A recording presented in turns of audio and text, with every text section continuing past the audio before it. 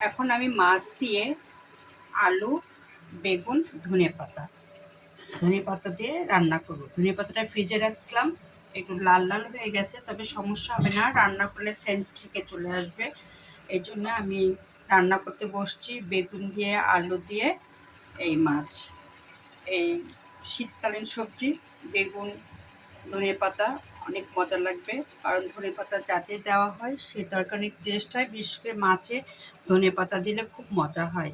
এই জন্য আমি এখন রান্না করতেছি হলো বেগুন দিয়ে, ধনেপাতা দিয়ে, আলু দিয়ে মাছ। তার জন্য আমি মশলা বসাই দিচ্ছি। এখন এই মশলাতে আমি মাছটাকে কষাই নেব। মাছটা আর ভাজবো না, যেহেতু আমরা বেশিরভাগ কষাই খেতে পছন্দ করি, এর জন্য মাছটাকে কষাই নিব। নেওয়ার পরে বেগুন আলু দিয়ে আমি মাছটা রান্না করব ধনেপাতা দিয়ে।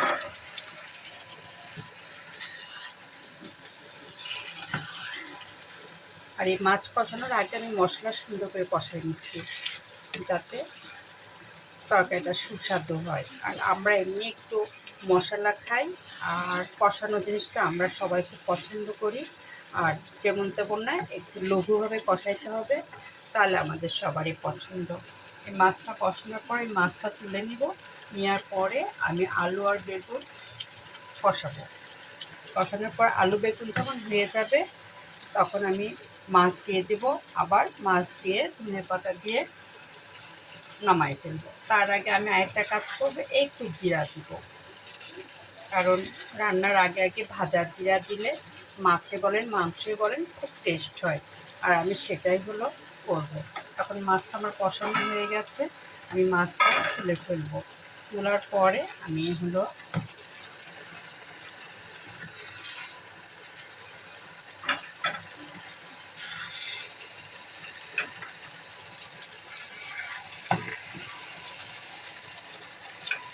সুন্দর করে মাছটা লাল লাল করে কষাই নিয়েছি।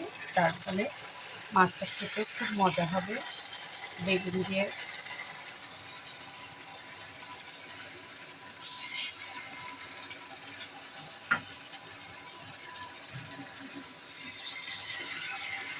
এই মশলাতেই আমি আবার আলু আর বেগুন দিয়ে দেবো।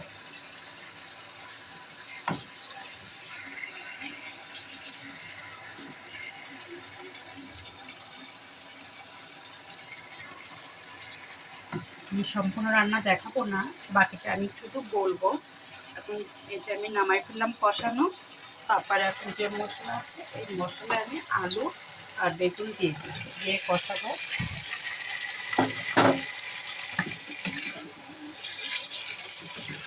কষানো হয়ে গেলে পানি দিচ্ছি, মাছটা দিয়ে দিব, এরপর পানি দিব। তারপরে যখন পুরা হয়ে যাবে তখন আমি ধনের পাতা দিয়ে দিব, তেল নামিয়ে ফেলবো।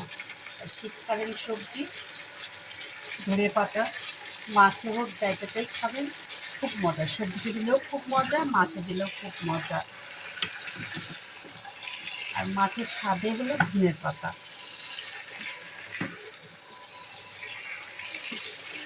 আমি এমনভাবে বেশ সময় নিয়ে কষবো। কষানোর পরে যখন কষানো হয়ে যাবে তখন আমি আলু দিই, হলো মাছ দিয়ে দেবো। মাছ দেওয়ার পরে পানি দিব, তারপরে ধনে পাতা দিয়ে দিব। তারপরে যখন নামাবো, নামার আগে আগে আমি দিব হলো জিরা, ভাজা জিরা। তারপরে আমার রান্না হয়ে গেল। কষাবো, কষানোর পরে এই মাছটা দিয়ে দিব। মাছ দেওয়ার পরে পানি দিব, পানি দেওয়ার পর বলক দিলে বা ঝোল কমে আসলে ধনে পাতা দিব।